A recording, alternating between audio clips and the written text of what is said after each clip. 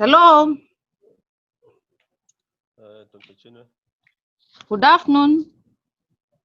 Afternoon. Yes, we are here again for another round of AfLIA webinar. You are welcome to this webinar. We are expecting 593 participants. This one is an engagement that we focus on research and publication. Hence the title is Scientific and Research Writing and Publishing Skills for 21st Century Librarian. It is co-hosted by AfLIA and Emerald Publishing. And the focus is to make us to get it right in publishing as information professionals. It is expected that at the end of this, you will have your confidence and the motivation increase as far as writing is concerned. It will also help the webinar will help the participant to know how and the Emerald Publishing. And the focus is to make us to get it right in publishing as an information professional. It is expected that at the end, it will also help the participant to know how to effectively target research papers that is based on what the professionals want and what the reviewers want. It will also help the participant to understand the review process and the difference between peer-reviewed research and the professional publication. And the participant will have better knowledge of how to write publishable articles. And it will provide them greater awareness on how to collaborate and promote articles. Today, we are going to have a very wonderful participant, as you have seen on the screen, somebody who has been in the business of academic publishing for more than 18 years. He is no other by the Vice President of Emerald Publishing, Africa. He is Sibu Zondi. Sibu worked with Heinemann Educational Publishing as academic representative based on Johannesburg. He joined Oxford University Press in South Africa in 2004 as the regional manager in academic educational development, where he had the task of growing commercial operations. But then, to do his better work in academic world, he joined Emerald Publishing in 2010 as a business manager for Sub-Saharan Africa. Currently, Sibu is a vice president of Emerald Africa, and his duty, among others, is to ensure that there will be effective training on research writing. Aman Sibu is a lover of sports and music. My dear participants, ladies and gentlemen, welcome you to this very awesome and knowledge to skill package webinar. I am your moderator, Dr. Chinwe Angnobi. But I want to inform you also that in the course of the presentation and the webinar, please use the Q&A field to provide your questions, and answers will be provided for you. Let us welcome Sibu. Sibu, you are welcome to this training. Thank you so much, Dr. Chinwe. Okay. Good morning to others. Good afternoon to others. We're in different time zones. I'm based here in Johannesburg today. It's just 5 minutes after 1 p.m. It's good to be part of this session. And also thanks to AfLIA for inviting Emerald to share with you our publishing experience, and also to demystify the process when it comes to writing. Some of you have written, some of you are still thinking about writing. We always think that there's always new information to be shared. Either you're an experienced researcher, or if you're still an early career researcher. So we are going to have a very exciting session. The title of the session, as Dr. Chine said, it's scientific and research writing and publishing skills for the 21st century librarians. In our agenda today, I will cover the background about Emerald. I will talk about our experiences and also partnerships in Africa. And we'll then focus on the main topic for the day, which is the publishing landscape, especially for the librarians, information managers, and professionals in the 21st century. We'll also look at the publishing options if you are interested to publish with some of our publications, the kind of themes that we look at, and also the titles that we are currently publishing. And we'll also share with you some of the resources. If you want to access some of those online, you'll be able then to see some of those. Just to begin with the background on who we are. We were founded in 1967 in Bradford, West Yorkshire. To make it easier, if one had to think where we are, our head office is nearby Leeds. We are in a place called Bingley. Some of you who travel a lot, you'll be able to, you'll be familiar with some of those places around Leeds, Bradford, and also Bingley. The core areas that we focus on in terms of our research, business management, education, engineering, and also information science being the core areas of what we focus on there. We publish across three types of content. We publish in eJournals, we publish in ebooks, we also publish in e-cases. Our core is journals. We've been publishing journals for some time. We've got more than 300 journals. And we also publish a variety of books. You've got research books that could be found in there. You've got general books, and you can also be able to access some of our textbooks there. Our teaching cases, they focus on the imaging and also the developed case studies, and these are real case studies. So one has an opportunity to choose where they want to focus their interests. We also have a combination. Dear participants, as we were to rectify the audio challenge we're experiencing from the side of the resource person, I want to let you know that this webinar is poised to help you a lot, especially those who do not have do not know how to get started. Actually, we are going to have it live on Facebook. It's also running on Facebook. So you have to log on to Facebook to those who cannot access Zoom. And while we wait for the rectification of the audio, I will want to tell you that it is not only about webinar. AfLIA is promising a lot of packages, because before now, people think that AfLIA is all about public library, but we are developing models that we are going to help academic libraries, because it's all about libraries in Africa, and it promises to be a very good voice for African librarians. I want to let you know, for those of you who do not know, we are partnering also with AU. We are going places.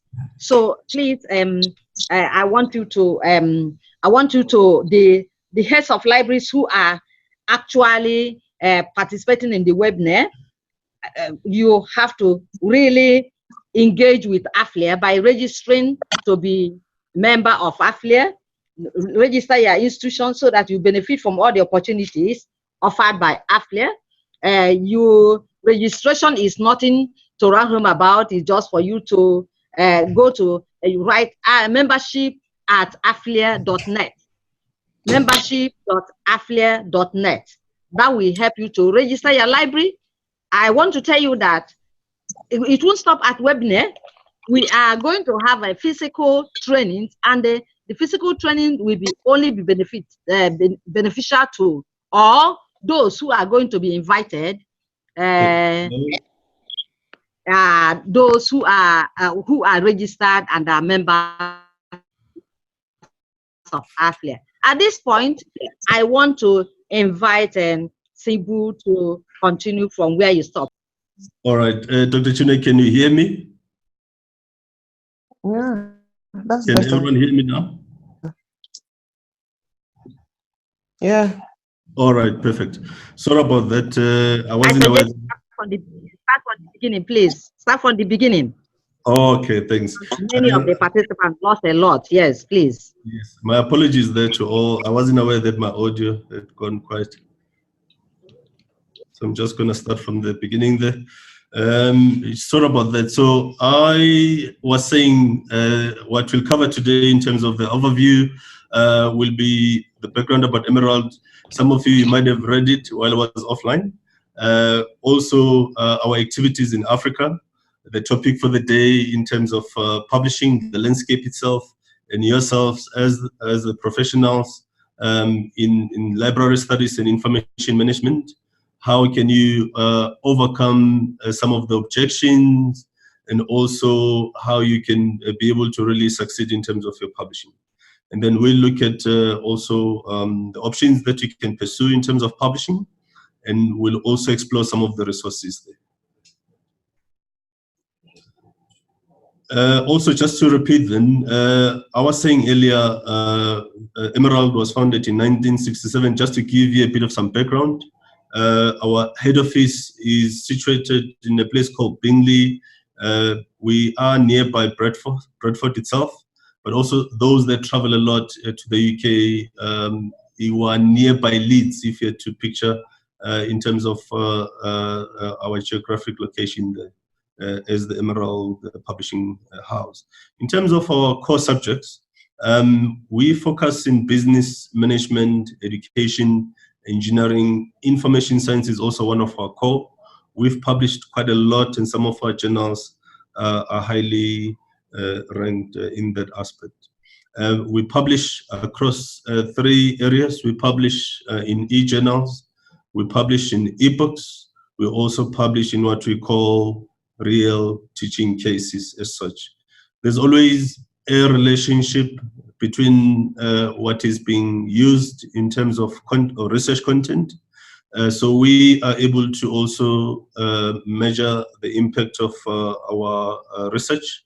We are able to share that in 2016, when we achieved 30 million article downloads that were downloaded globally.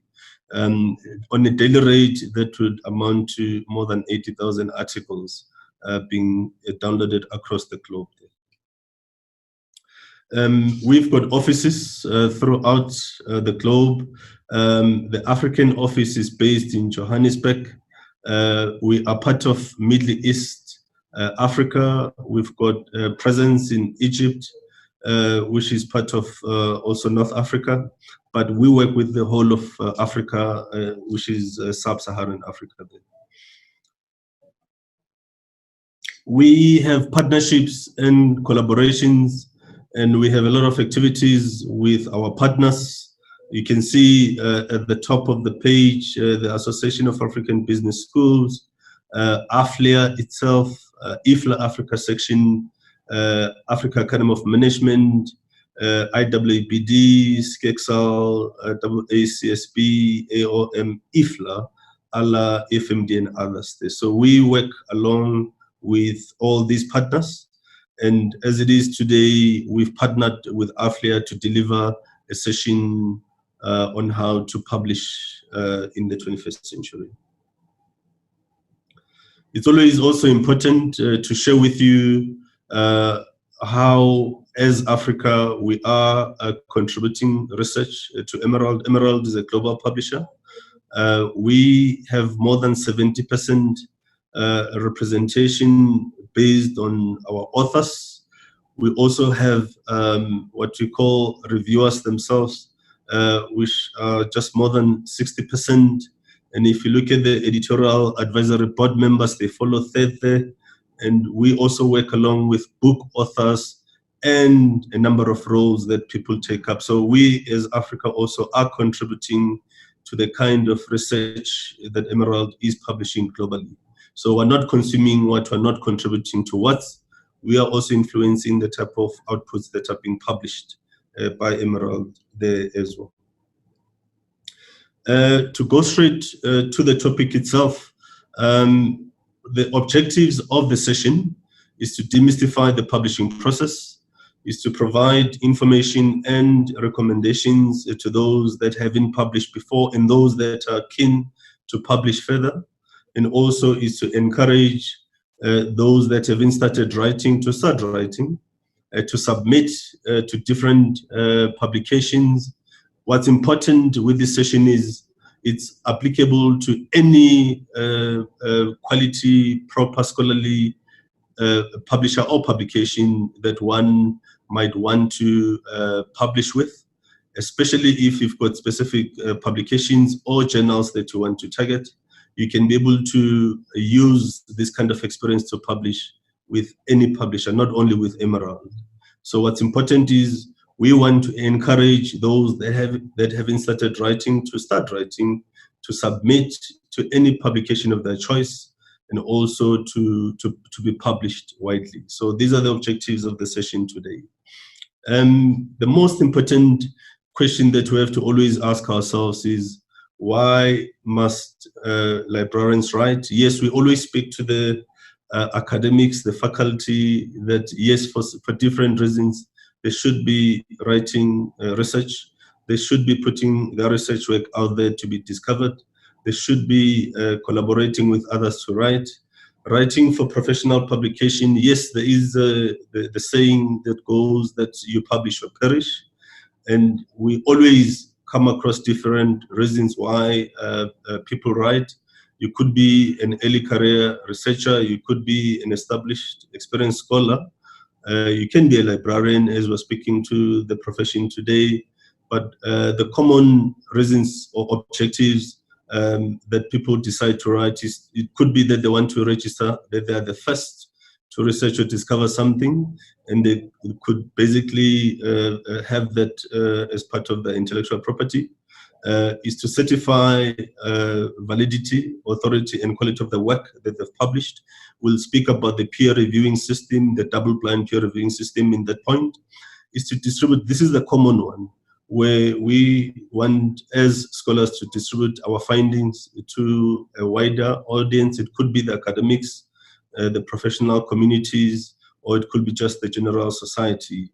What's important is the kind of research that's written. It could be written by an academic or a non-academic. It's always relevant to different readers, not only to the academics. And also what's key as scholars is to establish our reputation as an expert in that specific field. It could be that your institution has a policy that you have to publish a paper or papers annually. So it could be that you have to comply with that requirement based on the institutional requirement, and also to improve your career opportunities in terms of growth and recognition. But more so is to preserve research for future use by the generations to come, and to also have it as the official record of scholarship. So those could be the basis and the reasons why one must write, submit, and have their work published. Where can one start? There's different points where one can decide to start writing. You could have completed a project successfully, a research project. You might be wrestling with a program with no clear solution.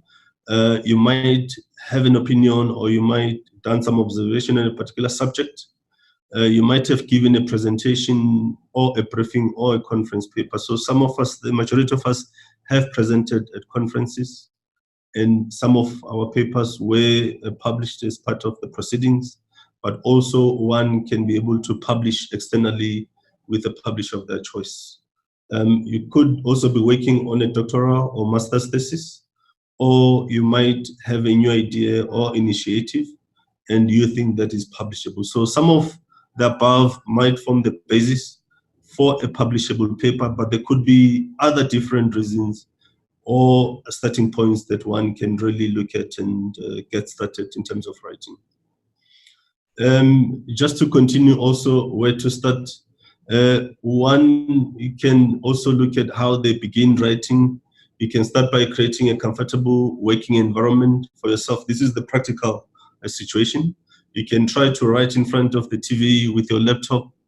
Generally, it works less than if you create a dedicated spot where you can be able to write, no matter how small. You can be able to carve yourself out there and you can be able to start writing. And getting up early, these are some of the habits that one can develop for themselves, such as getting up early 2 mornings in a week and spending half an hour. It could be, if you have an office at work, you can take a lunch break at your desk one day and type away when you're done eating. You can block out the time on your calendar and commit yourself to doing so. Those are some of the practical examples that we're sharing there. As you plan ahead in terms of how you really want to keep on writing consistently until you finish your paper and you get it submitted. If you don't currently have a set project, use your daily writing time to work on your idea. You can get notes and thoughts on paper for potential articles, or you can just start writing and see what ideas appear. If you do have a set project or projects to work on, you can start by breaking into its component parts as part of writing there. What makes a good paper? We work with a number of editors across the globe and also the different reviewers that sit in some of our journals. And what they always look for is specific points such as originality, which basically looks at what's new about the subject, how you've treated the whole topic, and also the results at the end. Relevance to the existing body of knowledge. What are you bringing in as new? What are you extending in terms of what exists? The methodology, your research methodology, are your conclusions valid and objective? Clarity, structure, and quality of writing. Does it communicate very well? How sound, logical is your argument in terms of being progressive throughout your writing of your paper? And also, if you've got both the theoretical and practical implications relevant into your research paper, have you included those? And also using recent and relevant references. It's always important, as I said earlier, that you should have some certain level of access to some of the current publications, especially reading some of the sample articles based on some of the journals that you might want to target in publishing your work as well. The most important aspect, which could also be attributed to a high rejection rate, it could be that one should think broadly. You could be writing from Africa, but look at the international aspects. And because if you target a particular journal that's published by a global publisher, the audience will be international, so you should include some of the aspects that are comparative, even though you are based in a particular region such as Africa. Adhering to the editorial scope and objectives, this is the fundamental point, because all the publications have free online access of each and every journal that they publish. So if you want to see first the author guidelines of how to comply with what's required to be published in that particular journal, each and every journal has a homepage. We have a homepage for each and every journal that we publish. Each and every homepage has specific requirements that one has to follow, especially the editorial scope and the objectives of the journal, as well as the themes that the journal covers as such. What's important also that editors and reviewers tell us about is that one should come up with a very good article title, very good keywords that will help your article title to be discoverable, and also a very well written abstract. I always ask a question to say, do people know what is a structured abstract? Emerald works with a structured abstract. So a structured abstract would easily have subheadings that would give you the specific areas of what the paper is about, and the user, the end user, be it that it's a student or a researcher, can be able to conclude looking at the abstract to say this is the paper that they want to download and use. So the abstract should show what's the purpose of the paper, the design, methodology or approach, the findings, and also, if it's applicable, the abstract will show the limitations, research limitations, practical implications, and also social implications. As I said earlier, you might find that some of the writers are non-academics and they're sharing from a practitioner perspective. Mandatory is the originality of work, who would benefit from this, and also what is new about this piece of work that's been written there as well. So a maximum of 250 words is what is required for one to put together an abstract. Writing a compelling abstract, be explicit about what a reader will gain or learn from the article and why it is new. Proofread it. Remember that competition is fierce in terms of being discovered. There might be similar topics or research papers that have been written. So academics are in competition with one another for the same readers, and it's no longer sufficient to just write the article and hope the work speaks for itself. You must be discoverable. And also the role of keywords is very important, because people can use different ways to end up with your research paper. So the editor will use them to find reviewers in the first place. Google Scholar will use them to find your article when people search for that word. Web of Science, Scopus, and other ranking bodies use the keywords as well. Spend time of them and select them with care. And don't use supply chain as the first or only keyword when submitting to the journal supply chain management. So we have to be creative there. The first important thing also is to structure your paper. More so, the most important sections are the purpose and also the different sections of your paper. So the purpose would be about, have you done something new and interesting? Is there anything challenging in your work? Have you provided solution to difficult problems? With sectioning, it would be about the headings, the subheadings, the use of headings or subheadings to group or separate, controlling themes and ideas. So it's all about the transition, really, and having that paper published, accepted, and eventually published. Structuring your paper, one could look at the title and the abstract, the introduction, the methods, results, discussion, and inclusion. So one would follow that particular format: the title, abstract, introduction, methods, results, discussion, and conclusion there. And the figures, tables, theory, and your data will also be shown there as well. So how you structure your paper, looking at the title. A good title should contain the fewest possible words that adequately describe the contents of a paper. This leads on to the important keywords after this. A phrase that introduces the paper and catches the reader's eye. The keywords that identify the focus of the work. The location where those keywords will be explored. So this is the role of the title itself as you structure the paper. Structuring your paper, looking at the choice of topic.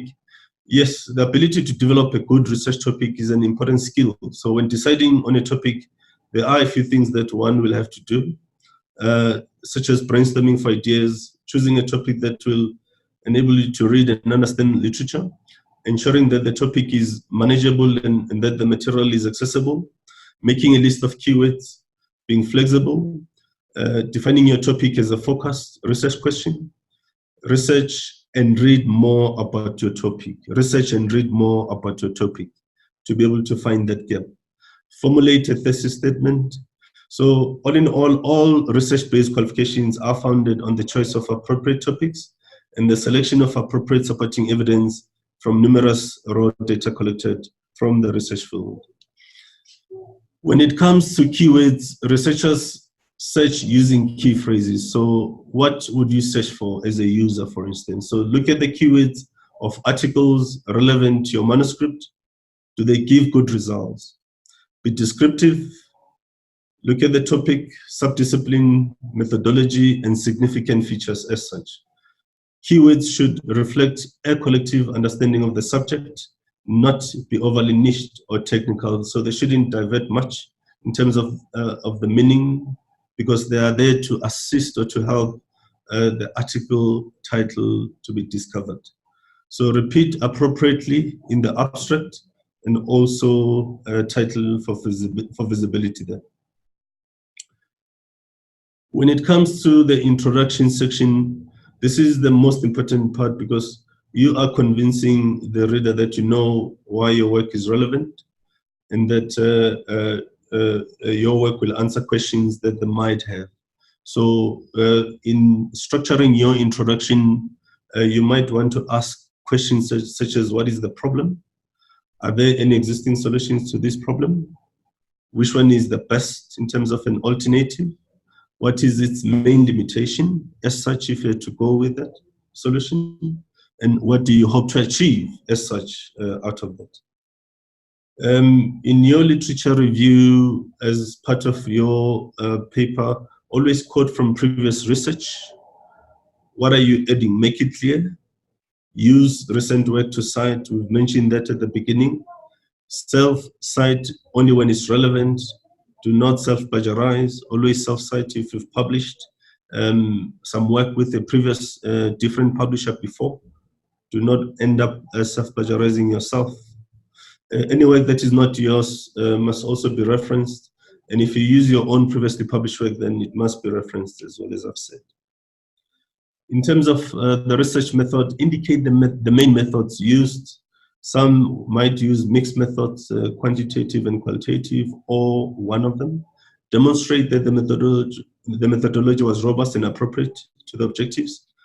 Focus on telling the main story, stating the main stages of your research, the methods used, the influences that determined your approach, why you chose a particular sample, and also additional detail that can always be given in appendices there. So in terms of your results, as you structure your paper, as with the methodology, focus on the essentials. So the main facts and those with wider significance, rather than giving greater detail over every statistic in your results. In your discussion section, consider the following. Do you provide interpretation for each of your results presented?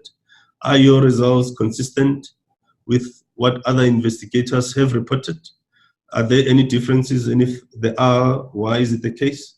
Are there any limitations? Does the discussion logically lead to your conclusion here?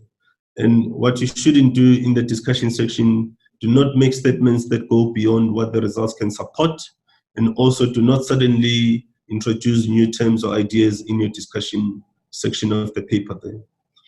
As you conclude, present global and specific conclusions, indicate uses and extensions, answer the original question, state limitations, and also state implications for further research.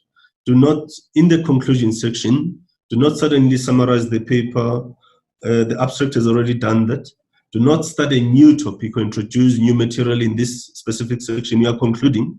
Do not make obvious statements, and also avoid contradicting yourself in this particular section of the paper. As you polish your work, it's important to proofread what you've written. Look for incorrect grammar, spelling, punctuation, flow, transition, or sense problems, unintended typographical errors, accuracy of any mathematical or statistical content. Look out for incomplete or inaccurate references. Look out for, ensure that you have consistency over your manuscript throughout, and also know your common mistakes. Use but don't rely on the spell checker. Do show the draft to someone else that might have a fresh pair of eyes to look at that piece of work that you've put together. And indeed, also for accurate referencing, you could use different systems to check if you've referenced proper. Emerald uses Harvard. If one wants to publish with us, we work with the Harvard system. So always check the guidelines on the journal homepage themselves. They will guide you in terms of the reference style that the particular journal uses and accepts there as well. In terms of the basic flow, when it comes to the peer reviewing system, you've got the author that is submitting to Emerald. They will submit through Scholar One manuscript. And when they submit, they will basically be submitting to the journal editor. And the journal editor will be working with what we call the peer reviewers, the experienced writers or researchers that are part of this audience will be familiar with the process. As soon as the journal editor has decided whether your work could be submitted to the peer reviewers to be reviewed, if it can be accepted or rejected, they will pass it on to the peer reviewers themselves. And there's a particular amount of time that is taken by the author. The author can take up to 2 weeks deciding whether your work can be given to the peer reviewers. The peer reviewers can take up to 6 weeks or 8 weeks to give feedback to the journal editor to give guidance in terms of whether what you've submitted can basically be revised and be resubmitted, or can be accepted with minor revisions, or if it's accepted, it could have major revisions, or it should be rejected. So if you are rejected as an author, you have an option to resubmit elsewhere. And also, you'll see when we touch on the publication ethics, one cannot submit to two publishing houses at the same time. You cannot submit the same paper to different or to more than one publishing house at the same time. So you have to follow the process with the selected publishing house that you've submitted to until the end results, whether you accept it with revisions, and if you resubmit, you're accepted eventually and your paper is published, or if you are rejected, depending on the comments and the feedback given by the journal editor and also the reviewers, you can decide to respond and also to improve on those comments in terms of revisions, or you can decide to submit elsewhere. But do not submit to two different publishing houses there as well. Once your work has been accepted, it goes through the publishing process until it's proofread, copy edited, and it becomes part of the mainstream, and it can be accessible online. There's a big shift in terms of print. We used to do a lot of print in the past, but we've shifted more towards digital access. Some of the information, as I said, it's good to hear from a publisher in terms of the publishing landscape, what happens behind the scenes. So at times you might wonder why it takes long for you to receive feedback, but we work with an average of 3 to 4 months to give feedback if one has to revise or they've been rejected before they get published if they have to revise. So the journal editor might take 2 weeks to decide. As I said, also they have to invite the reviewers. The reviewers might take 6 to 8 weeks. And as soon as the journal editor has received feedback from the reviewers, they might also take almost up to 2 weeks to give feedback if you can be published with some revisions or if you've been rejected. Just to share with you some of the details, it can take long to basically get the reviewers giving feedback to the journal editor. It's all dependent on time. So it could be, it might have to do with a number of factors. It could be about the volume of papers that are in a queue for the initial assessment, availability of reviewers. It might be difficult also to find some of the good subject specialists. They might be away also. They're human beings. They might go on holidays. They might have a lot of work as reviewers. And also the reviewer response time. If a reviewer doesn't respond to the initial request within 2 weeks, another reviewer will have to be contacted. So if a reviewer doesn't complete the review within the time frame, or then pulls out of the process of completing the review process, it has to start all over again. Some of the reasons for one to be rejected, it could be that you haven't followed the instructions, such as the basics of reading the author guidelines of that particular publication that you want to target. It could be that this is not the appropriate journal that you want to really be published in, and the scope of the journal doesn't really fit in with your topic. It could be with the quality of the quality of the work that you've submitted, the inappropriate methodology, not reasonably rigorous enough, and also it could be that your paper motivation is weak.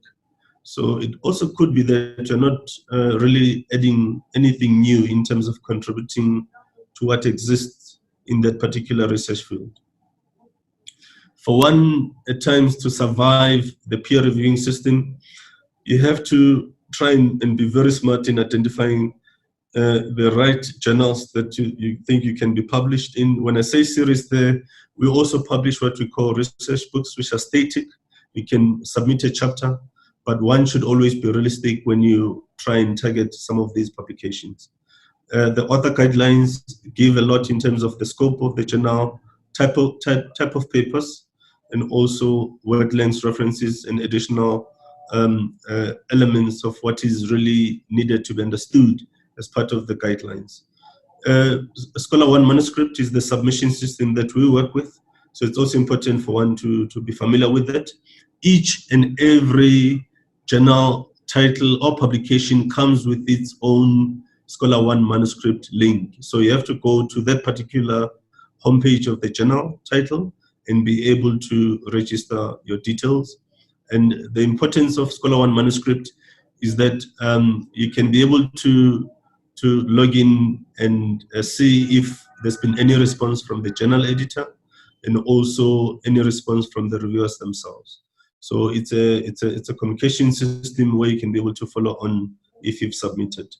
And also send an outline or abstract and ask if this looks suitable and interesting, and also if not, and how it could be made so. So read a sample article from that particular journal title or publication that you want to target. It's an advantage to include a cover letter if you want to summarize what your submission is about, and also to jump the queue in terms of other papers that have been submitted there.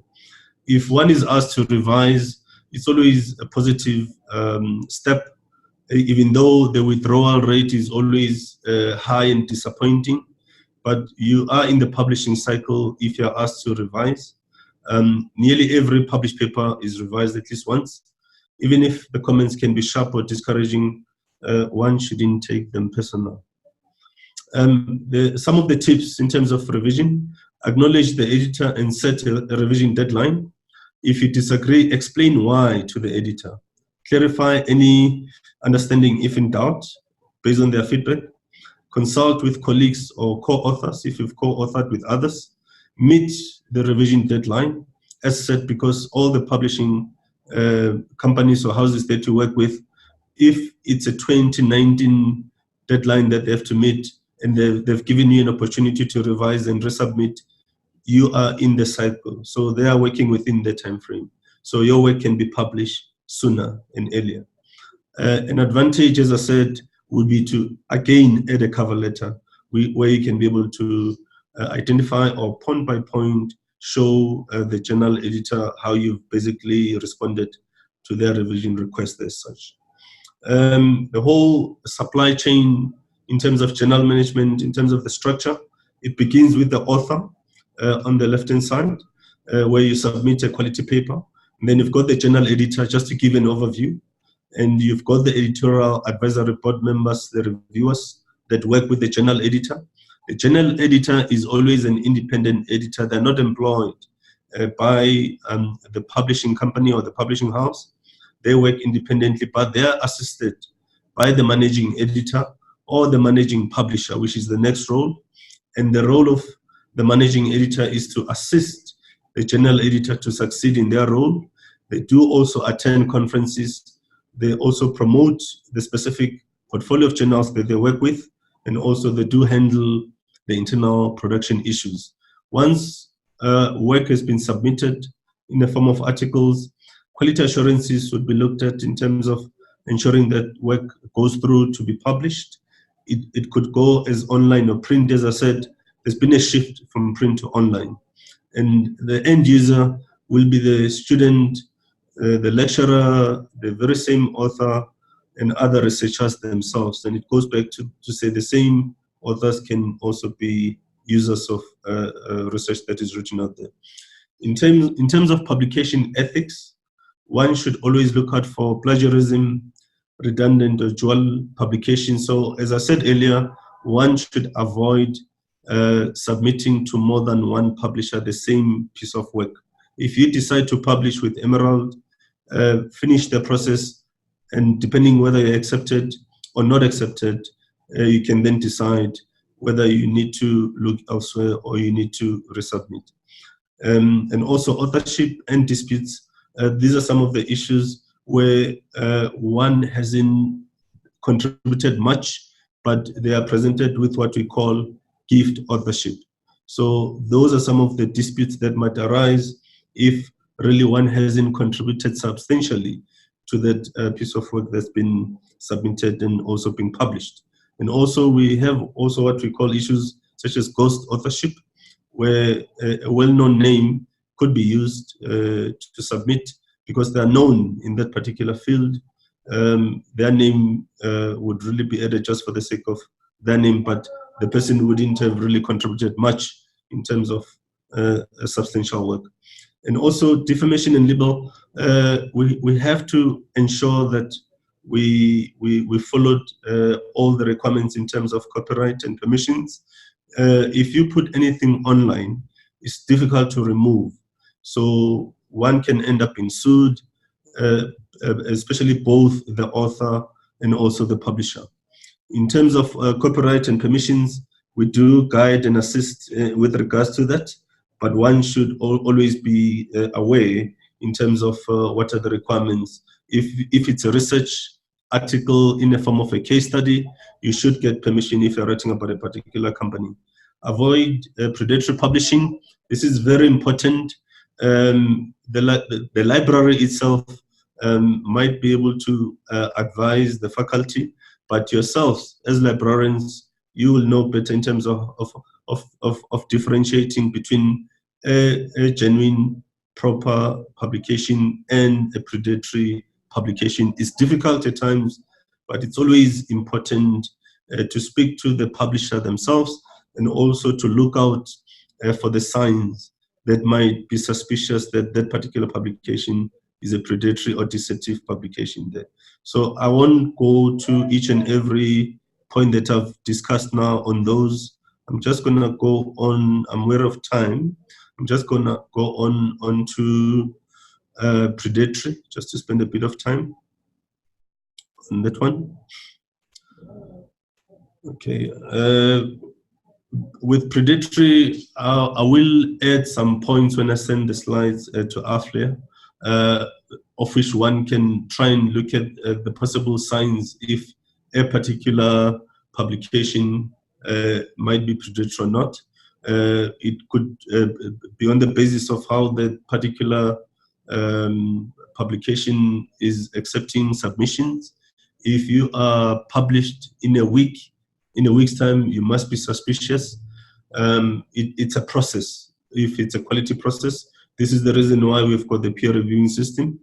If the editorial body is not looking proper and you're not sure how they've really put together the makeup of that particular journal itself, it's always a good sign to always verify to say, is this a genuine publisher? And also, if you're asked to pay, we know that there's open access, and there's different forms of open access. There's green open access, which is basically aligned with the institutional repository. But gold open access is when you have to pay an APC as an author. And then there's other forms of open access, such as platinum open access, where you might be required to pay as an independent owner or third party or association of that particular publication while retaining copyright. So if you're asked to pay just out of the ordinary, then that's when one should be suspicious to verify and check if it's a genuine publisher or not, unless you're publishing in an open access publication and you've got an open access or research mandate where you have to declare that your research should be published as open access. You can mention that to the publisher. So I'm just going to move along then, because I've already touched on those. In choosing the journals themselves, as we've said, why do I want to publish my work? It could be that you want to improve your career prospects, you want to influence policies or decisions, you want to raise your profile as such. You have to select the right journal to be able to succeed in publishing your work. So there are a number of factors, as I said earlier, that one should look out for. It could be about your relevant readership, your audience that you're targeting. It could be about the recent articles, how you want to put your research across, who will be reading your research, the likelihood of being accepted, circulation, time it takes from submitting to be published, and also what type of paper are you planning to write. We'll talk about those quickly. And also, one can be strategic about it and be political. If you are targeting highly ranked journals as an early career researcher, what are your chances of being published in those? If you are targeting good quality journals, some of them might not be ranked, but your chances of being published are good, and you can gain confidence and be able to really start off and publish even more papers until you are prepared to target those that are highly ranked. It could be a strategy, and also one can basically decide how they want to go about that. As I said, if you have an open access mandate, it's always important to declare that to the publisher. And also some of the indicators that we can look at in terms of measuring whether it's a quality journal to publish with. You can look at the impact factor, either that particular journal is also accepted in Scopus and CiteScore, the H index, Google Scholar. You can always ask for usage reports of that particular journal from the publisher that you're targeting. And also you can speak to your peers about their experiences, or if they are aware of that particular journal that you want to publish with as well. And as I said earlier, citations are good, but they might not give a full picture in terms of the type of journal that you want to publish with. And also in terms of rankings, just to share with you, we've got more than 290 journals that are listed in Web of Science as Emerald. And also the 2017 citation reports from Clarivate Analytics show that among those journals, we've got an impact factor overall up by 41%. So more than 90% of our journals are ranked by Scopus, with nearly 70% of them, they've seen an increase in CiteScore since 2017. We're also signatories to the San Francisco Declaration on Research Assessment. This means we support and showcase research which has impact in a number of ways, from the academic influence indicated by the journal impact factor, to article level attention and metrics of engagement, to affecting real change in policy, practice, and also wider society there. In terms of manuscript requirements, as one prepares the manuscript before submission, one should look at specific guidelines. As I said earlier, different journals have their own home pages. So this information is easily accessible. You can be able to read about the required format, the article length, the title, how the page other details should be structured, the structured abstract that we spoke about, the keywords, how articles are classified, headings, notes, endnotes, research funding, if you've got an open access mandate, figures, tables, and references. So most of the journals, they give this type of information. Article classification, different publications accept different types of papers. So you have to be careful that you are fully aware and you've done your homework in terms of what type of a paper is accepted by a particular journal that you want to target in terms of writing and publishing your research with. So some might accept all these types of papers across research papers, technical papers, research case studies, a general review paper, a viewpoint research paper, a literature review paper, or a conceptual paper. So I've given different explanations and descriptions as you receive the presentation, the slides. Do read into detail in terms of what is a research paper, which is commonly known to all of us, which is a report on any type of research undertaken by a single author or multiple authors. A viewpoint type of paper, it's about research content that is dependent on the author's opinion and interpretation.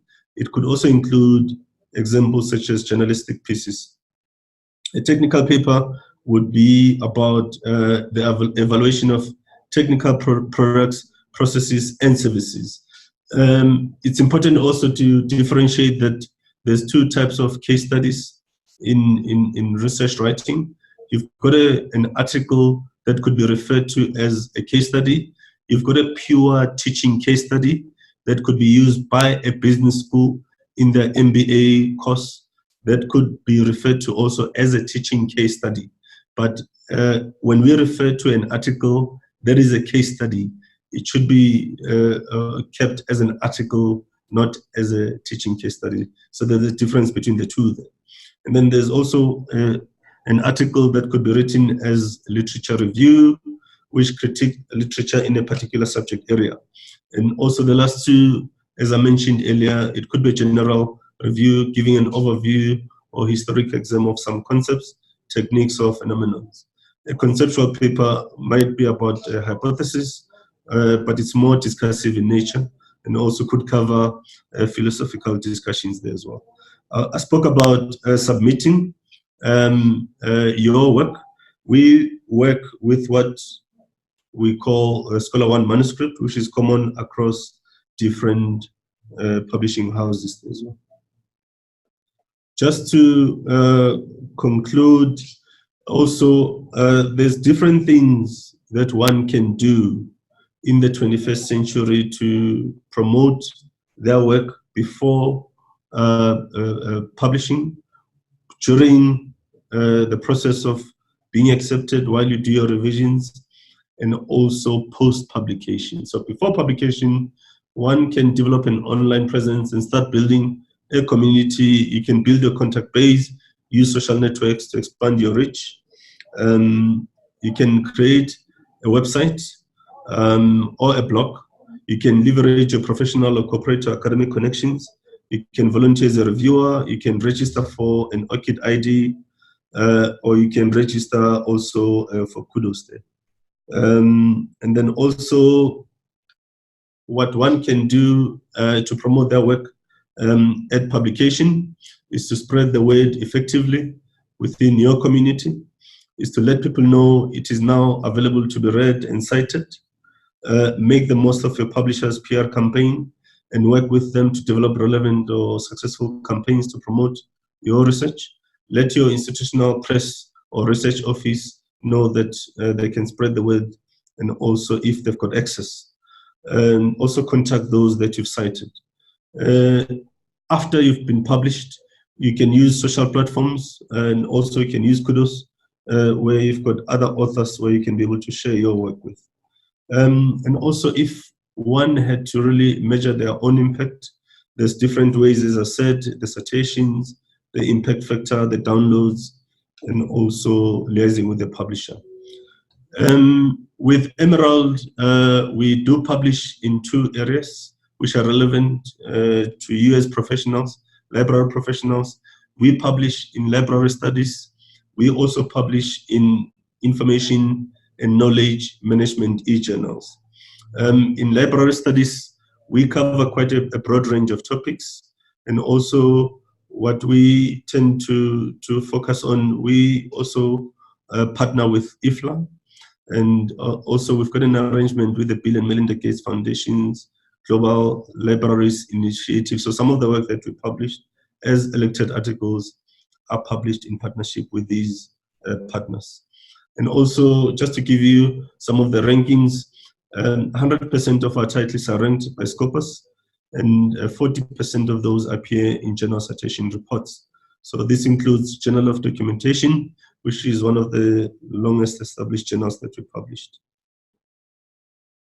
The topics that we cover in our library studies, they're quite broad. We focus on information science, information behavior and retrieval, information literacy, user studies, delivery, indexing, classification. So when you receive the slides, you can be able to go through all of them. The last two themes that we look at also, it's librarianship, library management, and also learning sciences. In our other subject area, information and knowledge management, we've got also one of the most popular journal of knowledge management titles. It's one of the oldest titles that we publish. And most of these titles are ranked by Scopus. And also the topics that are covered, they're quite broad, focusing on information systems, human computer interaction, enterprise systems, knowledge management, information management, big data. As you read through the slide, the electronic commerce, social media, websites, it's a combination of IT, information, and also knowledge management areas. We also work with those that want to start their own journals. So you are welcome to also talk to us if you want to write, if you want to develop a new journal, or if you want to improve the quality of the journals that you have. Research support, we've got a number of tools. As an author, early career, established author, you can also be able to access these online. So I've added a slide which will give you access to these. Most importantly, the last third resource is called Guide for African Authors. You can be able to download that directly and be able to read the step-by-step process on academic writing then.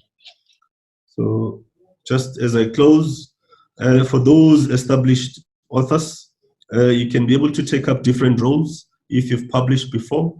One can become a book reviewer, a peer reviewer, editorial advisory board member, contributing editor, regional editor, or just an ordinary editor there as well. Thank you so much.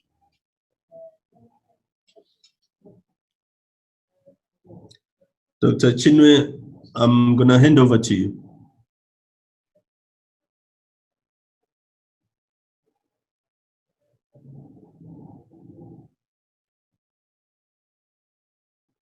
Dr. Chinwe?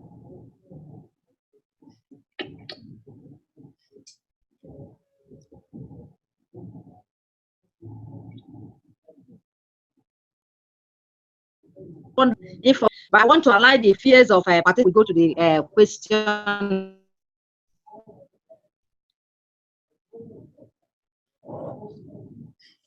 and answer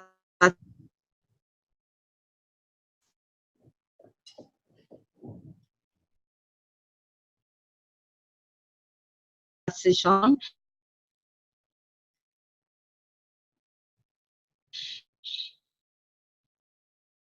This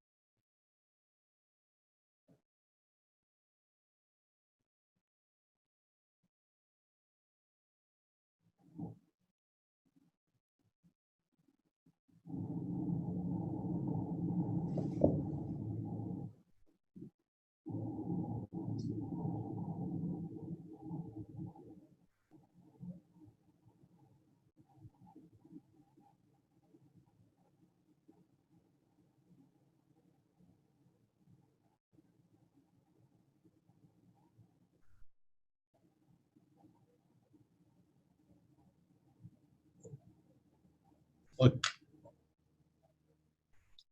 Hello, Dr. Chinwe. Can you hear me?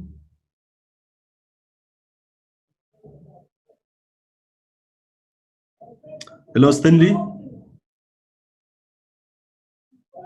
Hello, Sibu. So yeah, for the meantime, maybe I'll just have to step in whilst we get Dr. Chino ready.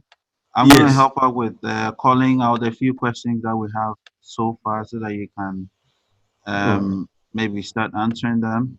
Here's All one right. from Anina. He says, when writing an article from a doctoral thesis, the section for methods will be the same for an article. How do I show that more than one article exists with the same methodology? I don't think it's oh. Hello, Sibu. Hello, Stanley. Did you get the question? Okay, let me try and listen again. Yeah, can you repeat, Stanley? Hello, Sibu. Can you hear me? Yeah, the line is not so perfect. I can hear you, Stanley. Can you hear me, try? Sibu? Yeah, try to talk. Hello, Hi, Sibu. Stanley. Can you hear me? Yes, try to talk, Stanley. I'll tell you. Okay, so I'm just going to pick a question from Rebecca. He says, what happens if I send my paper to different publishers Oh, because of maybe the time? I think she's looking at the time that publishers, you know, the process that the review goes through, and she might want to have a paper published early, so might be considering sending the same paper to different publishers. What do you have to say about that? okay, it's not ethical, number one, because only a single publisher can own, or rather can own and publish the same research work that is submitted by the author or co-author. So you cannot submit to more than one author, more than one publisher, the same work, because it's not ethical. Remember, if they decide to publish it, it will go into one of their publications. So just imagine then for citations and also for records, if you had one piece of work being published by multiple publishers, but it's one paper. So it's not ethical, and also it could end up being counted even more than once, whereas it's just one piece of research. So it's always advisable that one should submit to one. And Okay. then unless one is rejected, and then they decide to publish with a different publisher, then they can do so, but they cannot submit to more than one publishing outlet. All right. So there's another from Magdalene. Well, she wants to know how one can track the progress of her publication, I think during the course of review. Yeah. Yes. Okay, it's a good question. If Magdalene remembers, we spoke. I'm just going to try and also see if I can find the slide quickly and show it. We spoke about Scholar One manuscript. I don't know if Magdalene remembers that that particular section. So Scholar One manuscript is a transparent system where one as an author can be able to track what they've submitted, how far the editors have gone in terms, the journal editor has gone in terms of giving feedback, and also if the reviewers have given feedback to the editor. So Scholar One manuscript is the common communication system that is used for submission and peer reviewing system there. Okay. So I take this from Albert. So the question is that, is there a publishing consultant that can aid the author in following the right steps to avoid rejections? I'm sure this has got to do with making sure that your submissions are not rejected, and so having somebody who is well experienced to guide you through and all that. So what do you say to that? Yeah, I'll use an example about Emerald. We've got a network of literati, for instance. So we know in Ghana, in Nigeria, in Kenya, in DRC, in Senegal, in Namibia, in Lesotho, anywhere in Africa who has published with Emerald and who is a leading expert in terms of that. So we are able to also share the literature. If one wants to speak to an experienced researcher, we are able to assist with that, depending on the field of interest. We can be able to do that. But also there's lots of what we call self-service research writing resources that one can be able to access. We have those as well, where people can be able to go onto Emerald directly, not on the user side, but on the information side, and be able to download those user resources where they can be able to really read step by step. And also within your institutions. So in the past, we used to have workshops where one could really be able to work with what we call an informal peer reviewing system. So if you have a trusted person in your faculty or department that you can share your work with before it's submitted to the publisher outlet, you could ask them to do an informal peer review, not to show you grammar errors, but to give you feedback on the substance, on the work that you've written as well. So there are ways, but people should speak out.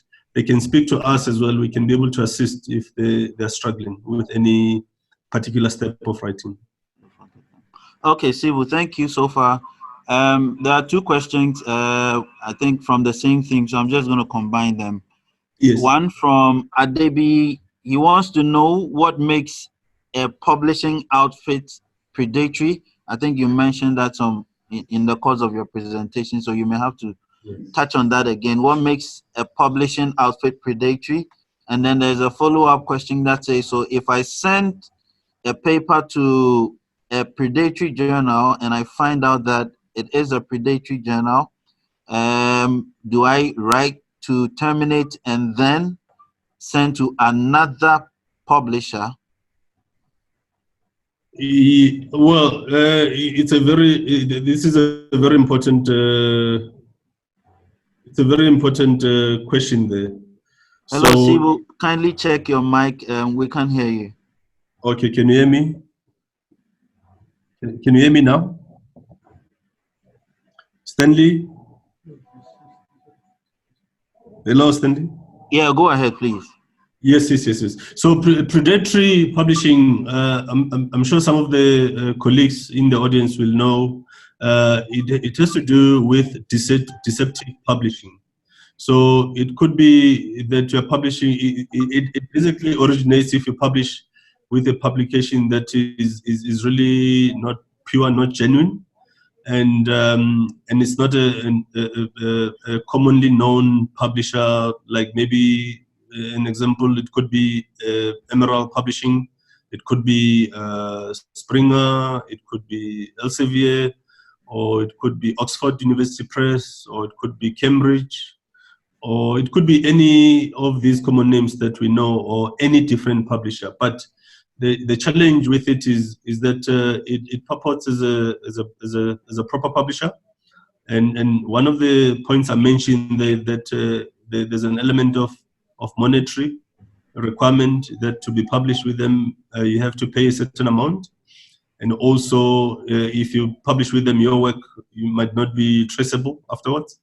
So one has to speak to their librarian if they're not fully aware. There's what we call your Collal's list. There's a blacklist and a whitelist, but that's a subscription service where you can be able to see if a journal is listed as suspiciously predatory or not. And also your research office might have a list of proper journals if they keep a list of accredited journals. And this is why we were making an emphasis earlier to say a journal should have a particular ranking in terms of quality.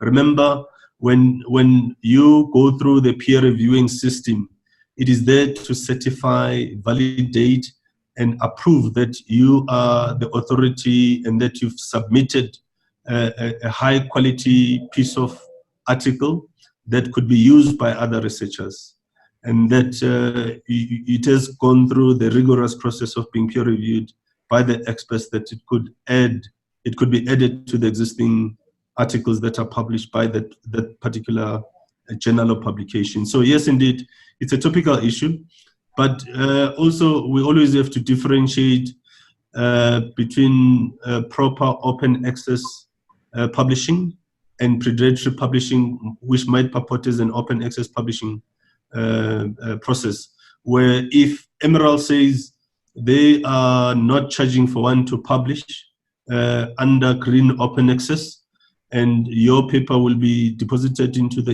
institutional repository, yes, that's known. But where you are required to pay, such as gold open access, that is the APC, the author pays.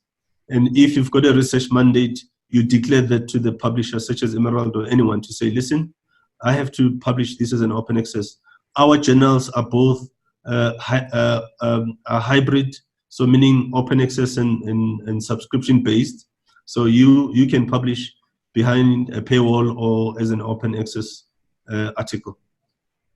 Okay, so just continuing from where you just ended with regards to open access, there's one question here. He says, how can Emerald help librarians considering open access? And then there's another one that borders on the structure of a research. It says, can one mix qualitative and quantitative research methods? So you can talk about the Emerald and open access question, and then you can continue with the other. Thank you. Yes, certainly. So we've got an existing as Emerald. I'm not just gonna use Emerald as an example, but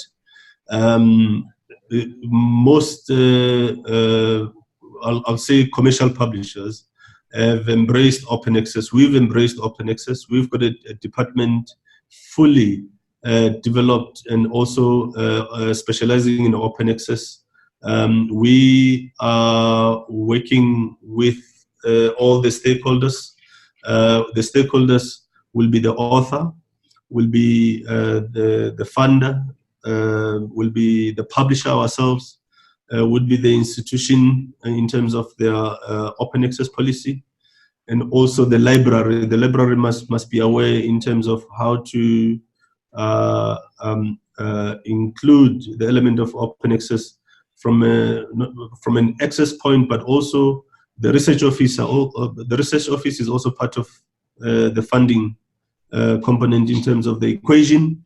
But what's important with open access is that if one wants to publish with any publisher, try to understand and to ask them what is their open access policy, which open access routes are they pursuing.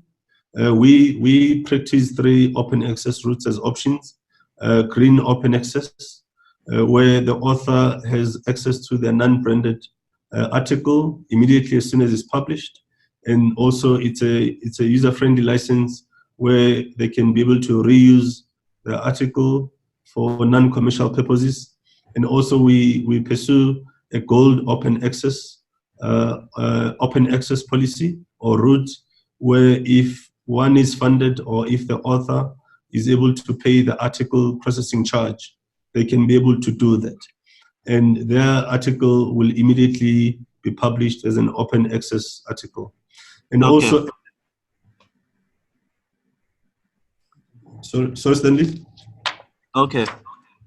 All right, so also there was a question on the mixed methods. So one can decide if they want to really work with both. That is acceptable, the qualitative and the quantitative. I thought that was one of the questions. So one should always read the guidelines of that particular journal. So the author guidelines are very instrumental for one to be guided whether a particular journal title, if it's an Emerald journal title, there will be a guideline on the homepage of the journal to say they accept either quantitative or qualitative or both methods if they're used in one paper. All right, so Sibu, I'm just going to combine some 2 questions because it's directly related to Emerald Publishing, and Yes. so it will be easy for you to answer both concurrently. One Right. that says that what is the cost of publishing with Emerald? Okay. Okay. And then there's the follow-up question that says, is prestige a factor in accepting papers, publishing papers in Emerald? Yeah, I think you should touch on these two for us. Prestige. No, let me start with the latter. No, prestige is not. Quality is for us. We look at quality, and also when we say quality, you know, I touched on the important aspects, and also the themes that each and every of our journal covers will guide a particular author, researcher, scholar, if you know their title is a fit with a particular journal title that we publish. So prestige, definitely not. And also, I must emphasize that we do assist in many ways to demystify all these obstacles. People should approach us, speak to us, send me an email and say, Sibu, I want to target, even if it's not aimed at Emerald in terms of publishing, but we can be able to guide to say, this is how you can navigate, and this is the publisher maybe that might be relevant. And then the first question was The cost of publishing. No, we don't charge for green open access publishing. Meaning, if the author submits, we take charge of the costs. But obviously, the author of an article publishing under that particular format, they do not get paid royalties as it is with the journals. But with green open access, with gold open access, there is an article processing charge if an author has a research mandate from a funder. So if Bill and Melinda Gates Foundation funds a particular research topic, and a particular author has been mandated to do a research project and to publish that as an open access, they will be funded under an APC that they will pay, and then their research will be declared open access. Okay, so there's this question that wants to. There's this one that wants to find out. So, assuming there was a paper that he or she presented on somewhere, maybe in 2012, 2013. Yes. Would they still be able to publish that paper that was presented maybe at a conference some years back? That's what Sidima wants to know. In terms of if a paper was okay, I can see also. Yeah, so assuming one of the AfLIA conferences in Cameroon, there was a paper that was presented, and the person is considering putting it together and then submitting for publication. Depending on something that is allowed? Is that something that they can do? That's what Sidima wants to find out. And then maybe you can add this other question. What do you mean by paper motivation is weak? I think in your presentation you made a comment in relation to that. Maybe you can expand on that quickly. And yeah. So Sidima's question there is it's all dependent on the field of study or research field in which Sidima wrote in, and also there might be that they need to do some updates because 2012 is far back. We're in 2019 now, yes. So they might have to do some updates in terms of references and also some of the things that were dependent on specific years. So if it's in a particular field where they can be able to do some updates and use some of the current info to update the paper and see if they can be accepted, I think that's permissible. And then there's a question on paper motivation being weak. Yeah, so that it has to do with your submission. In other words, you might not be contributing enough in terms of what has already been published by a particular journal that you're targeting. So one might have to really look at the gap that they've identified in terms of the research gap. Remember, when you do a literature review, you are trying to really see what exists as existing body, and you try and then settle on a particular point, and you develop that as your focus, and you submit it to your chosen or preferred outlet, publication outlet, and depending as to what they've published before or not, it will depend whether they accept that and they're able to help you develop it into what could be publishable. So at the level of the reviewers themselves, they might say you haven't substantiated enough for your paper to be published, and therefore they could reject it. Or you could also, the revision comments or rejection comments might be helpful to see or to point you to say what is it that you need to do to strengthen your paper or your research, or to resubmit it as well. Okay. Yeah, I think we are about rounding off, so I'm just going to give you these two sets of questions, and then maybe you can do your closing comments after you answer these questions. So the first one, someone wants to find out, does Emerald give financial assistance to postgraduate students to write papers? Is it the endowment? I think that goes directly to Emerald. And then another also wants to find out how an author can get the ORCID ID, ORCID ID. So if you can show the process for an author to get the ORCID ID, and then also the question on whether Emerald gives some financial assistance for students or postgraduates to publish their papers. Okay. So I think is that from Yandoma, the financial assistance. So is that a postgrad person that was asking Stanley about funding? Yes, most definitely. Okay, cool. So Emerald works with what we call research writing awards, or we call them research funding awards. So these research writing funding awards are meant to expose what you call your early career researchers to mainstream, but before they could be thrust into the mainstream, in mainstream publishing, scholarly publishing, they could take part in what we call research fund award competitions, where they could be able to receive, it could be some research funds, if their paper is judged and selected as the best paper. So it's an annual research writing competition.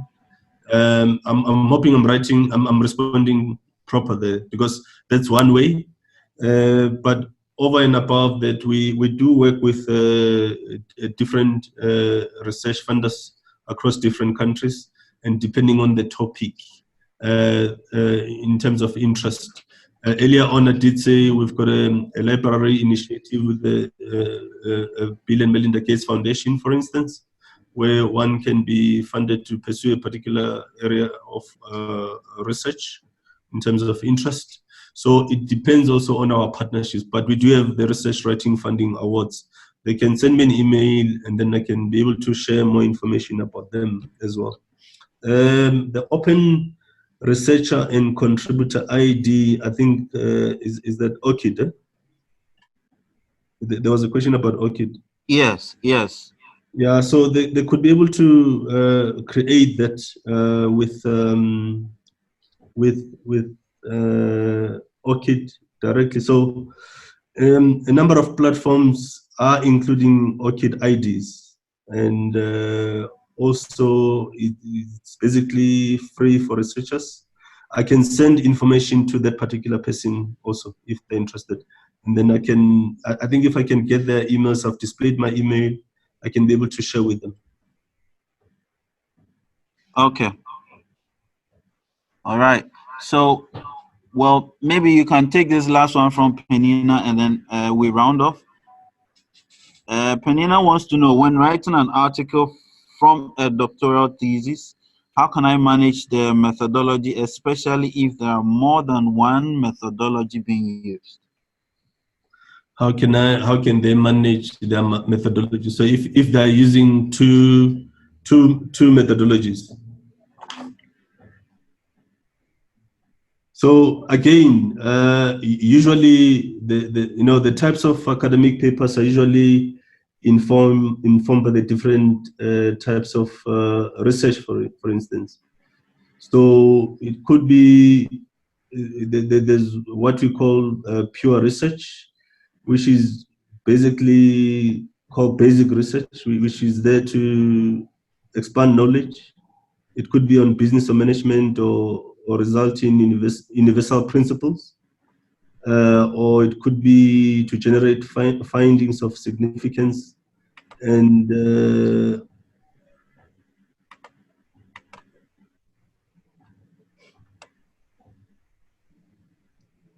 I stand.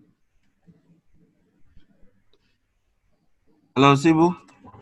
Stanley, can you hear me still? Yes, I can hear you.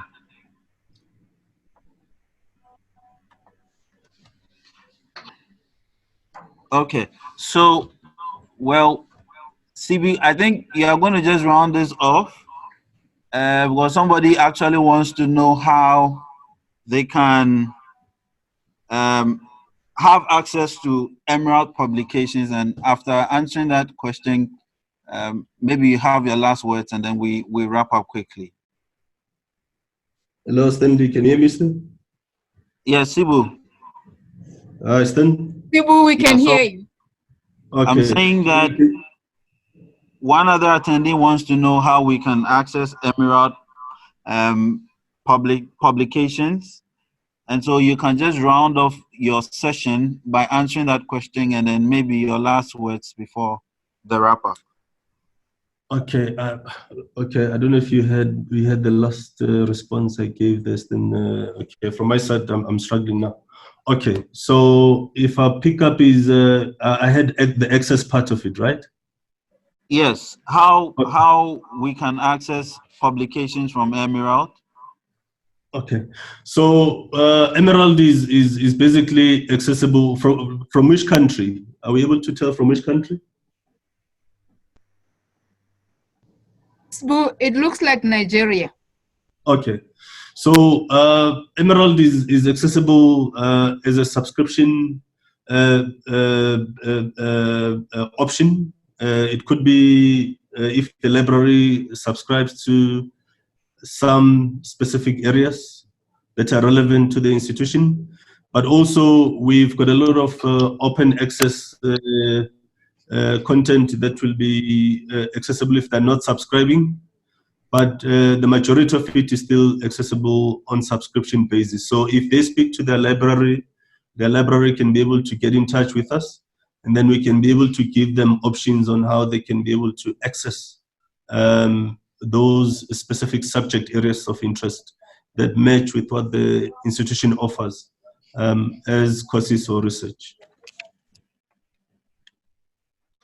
Okay. All right. So thank you very much. Well, before we leave, there's a comment for Sibu from Nina. In fact, Nina is recommending that you try as much as possible to Africanize your presentation. Yeah. So. All right. Yeah, we just want to use this opportunity to thank you very much, Sibu. We know you are very busy and you have a lot on your hands. You agreed to working with us and sharing this loaded information for the good of all librarians across the continent. We would also want to thank our moderator, Dr. Chinwe, unfortunately, due to some technical issues, couldn't continue. but yeah, we are grateful. And then to all our amazing participants, we really thank you for making the time to join us to learn and to connect with us and interact with us. We believe that you enjoyed this session as you always do. Let's continue the conversations as usual on Facebook and whichever mediums that we belong to, and even back in your classrooms and among your colleagues. We just want to remind you that you can always connect with us on Facebook and on Twitter so that you Yes. can benefit from everything that AfLIA is doing, because we stand for the library sector in Africa. And so do well to connect with us and then get yourselves updated on everything we're doing. I just want to remind us all that the presentation slides and the recordings will be made available. And so do expect them. We shall share all of them in your mails when it's ready. And then, as you already know, some of us may be eligible for certificate of attendance. And so do check those out. Definitely, you would have them drop in your mail in the course of this week.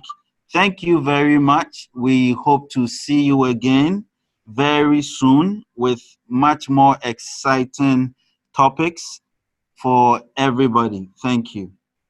Thank you so much, Bye-bye. Stanley. Bye.